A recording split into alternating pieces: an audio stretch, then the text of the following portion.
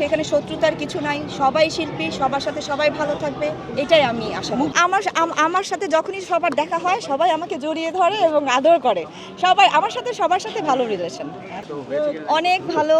আমার কাছে পরিবেশটাও ভীষণ ভালো লাগছে। মানে গ্যাদারিংটা খুব একটা নাই। আর ভোটের ওখানে ভিতরে গিয়ে মানে দেখলাম খুব সুন্দরভাবে ভোট দিতে পারলাম, কোনো সমস্যা নাই, ভালো লাগছে। আমাদের আনোয়ারা আপা, তো উনি কি আসতে পারবেন?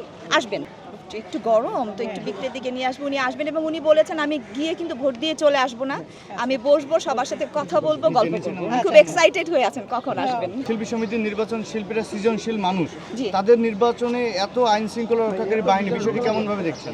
আমার কাছে মনে হয় যে আসলে আমাদের নিরাপত্তার জন্য, আপনাদের নিরাপত্তার জন্য প্রয়োজন আছে, থাকলে তো সমস্যা নাই ভাই, আমাদের জন্যই তো ভালো।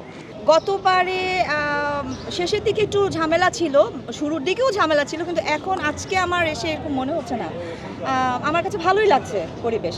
পরে কি হয় আমি জানি না, এখন পর্যন্ত ভালো, ভালোই থাকুক, সবাই সবার সাথে ভালো থাকুক।